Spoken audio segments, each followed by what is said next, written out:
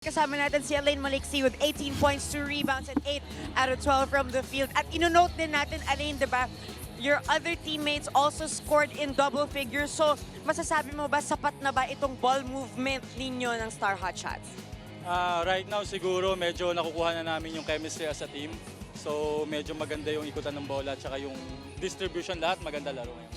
Given na na-blowout ninyo itong game na ito and also you were able to execute till the very end, ito na ba yung Star Hotshots na handang lumaban against bigger game assignments sa susunod ng conference na ito?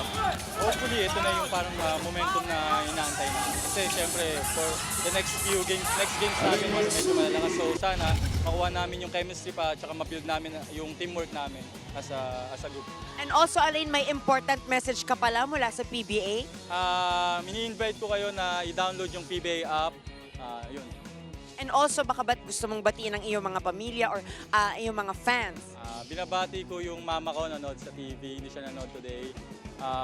Yung mga kaibigan ko, si Mark Canlas, si Oscar, si Francis Aliera, si Mel Gail, yung mga UST Tigers before, and yung Aling Sanity na laging nandyan sumusuporta through up and downs.